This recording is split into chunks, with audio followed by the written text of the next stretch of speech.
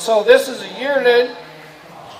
If we work with him like this for a couple of years and you climb on him, his first ride, he's going to know how to move all of his body parts. He's going to know how to read your intentions. He's going to know how to follow a feel. It's absolutely incredible how easy the first ride will be.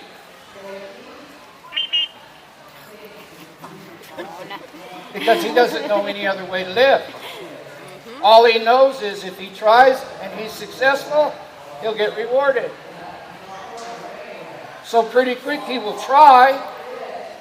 There's my leg right there. Good enough. Quit hitting him. Now I'm going to pet him exactly in the same place I hit him. The difference is my intentions. If I had him gun shy, I couldn't pet him here. But my intentions changed. So it's all good.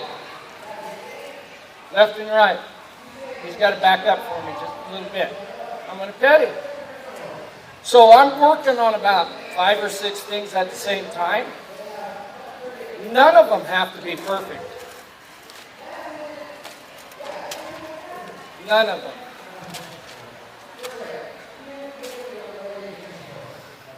Now I'll start doing this quite a bit. I'll put my finger in his mouth. When he licks and chews, I take my finger out. If licking and chewing is a sign of relaxation, then that means I just instantly relaxed my horse. I don't think that I instantly relaxed him. I think he just got soft through his jaw and let me put my fingers in his mouth, but it caused him to lick and chew. And every time he licks and chews, I'll take my fingers out. I'm going to pick up. I'm going to pet him. I'm going to put my thumb in this side of his mouth. He licked and chewed, I took my hand out. As we progress through this, we don't have to spend... If you get something, you get it. You do not have to spend the rest of the month on the thing that you got already. If you don't make progress, and if they don't get better every day, they will get mad at you and quit you. Baby horses are just like small children. She could probably clean up her room, but if she had to clean up her room 3 times a day, she'd build fire in there and put an end to that. So, Loki, I put my thumb in each side of his mouth. Now he's got a bit in his mouth. When he drops his nose, I will let it out. I'll wait. I don't care how long it takes. Someday I want him to go under the snaffle and not over it. He dropped his head, I took it out. The smallest try is a success. He might very well be the world's greatest trainer, but he doesn't have to be the world's greatest trainer today.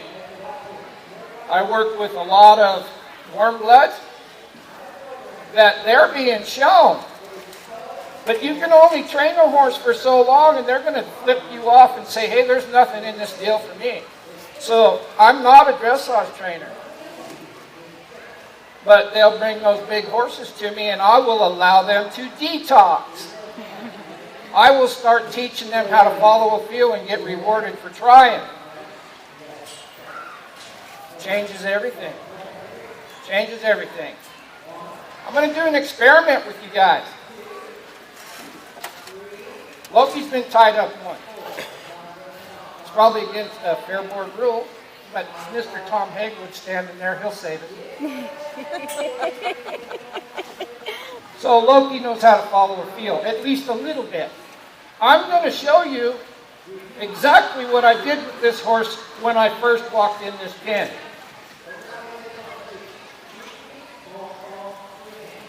Are you guys watching me so I can show you?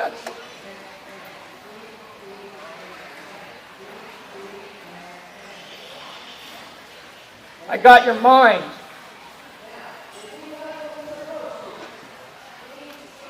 No violence, nothing physical, but I got your mind. Some of you had to beg you. But there still wasn't no violence. The very first thing that Loki had to do was give me his mind.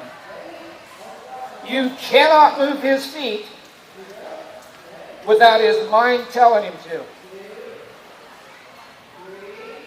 Me and Mr. Hagwood could grab this horse by the hip and throw him around. But before those feet moved, this horse would have had a thought, I need to get out of here. And the horse's mind would have moved his feet. If you can't get these horses to look at you and let you in, you can't teach them nothing. They have to become not dependent upon you, but they have to learn that you're the guy that does all the good stuff. But to get the good stuff, you got to do a little work. Real simple. So, if I could get this horse to go around me in a circle, and he doesn't stop, that's all I'm asking for. I'm going to pick up to my hip and get his hip. I'm going to pet him. I want the right front foot. Quit pulling. Now we're working on that circle. But that came third. That came fourth. Working on this circle did not come first. Now I'm going to pick up and get that hip. I'll put my leg on him if I need to. That's fair. I need the left front foot. Quit pulling. Pretty quick, when he achieves balance and self-carriage, the correct foot will move first. If you give him the time to learn how to balance himself and don't scare him through all this stuff. I'm going to do it again. I'm going to pick up. I want the hip. There. I'm going to pet him. I had to use my tool. In that particular situation, I used it like a wall, like a fence. Have you ever seen a reiner fence a horse? They just wind them up and take them down, and when just before they get to the fence, the horse goes and slides into the fence. What I did there was I put my fence in front of him, and he stopped. It's not obtrusive. It's use of your tools. Whether it's a spur, a rein, doesn't matter. Left front foot, let him go again. I'm going to pick up, get that hip. There. I'm going to pet him, let him take a breath. See how he balanced himself? He pulled that right front foot back to balance those shoulders. Watch that stuff. Right front foot, look at that reach. That's a powerful reach for a little guy, especially one that's afraid of town. Reward the success. Educate the failures. They will never fail. Bring him along through here. Right in front of all you guys. Bring him through again. When he gets up here to a good spot, I'm going to have the fence help me. And we're going to back up.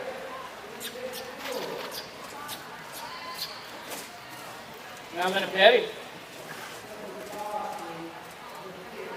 That was an improvement on the backup. Like I said, we're going to work on a bunch of things all at the same time. We showed him how to back up by wiggling that rope. Never punish him for going forward. Just make sure that he's traveling around there correctly. If his head is pointed to the outside of the circle, that's a counter bend and it's incorrect if this is what you're trying to teach. Their head leads their neck leads the shoulders leads the rib cage leads the hip.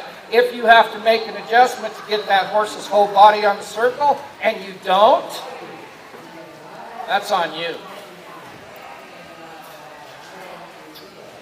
I probably am not going to answer that phone. Now I'm going to step up here to a good place. Left and right means back up.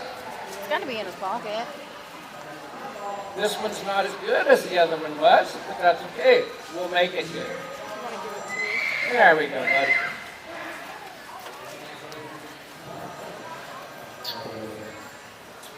There we go. There we go. It's taking him less and less time for me to beat him to a stop. And it ain't just this flag either.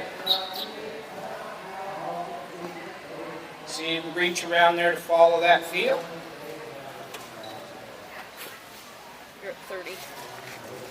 So, this was a 45-minute demonstration and I'm at 30 minutes. No. So in 30 minutes,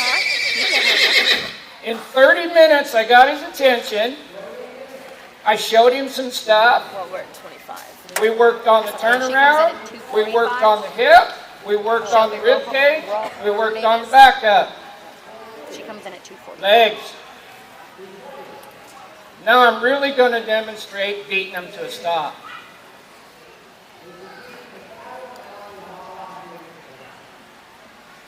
This is where he learns to read my intentions.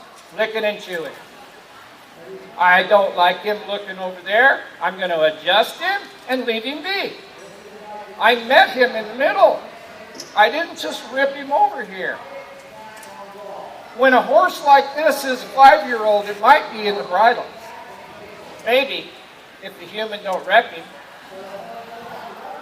Hip, shoulder. Leave him alone. I want the circle bigger. I'm not going to drive him away. I'm going to put my leg on him. Look at that. He's starting to leg yield out. Now I'm going to beat him to a stop.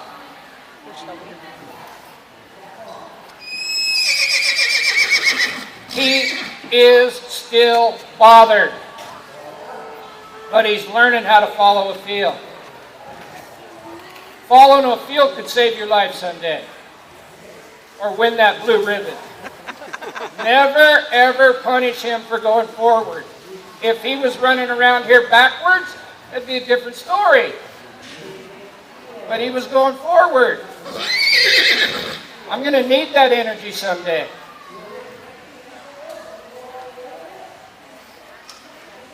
So I got about 10 minutes left. Does anybody have any questions about what you've seen so far? Tomorrow we'll put a rope on his feet. We'll lead him by his feet. We'll put a belly rope on him and we'll lead him around and stop him with the belly rope. Yes, sir.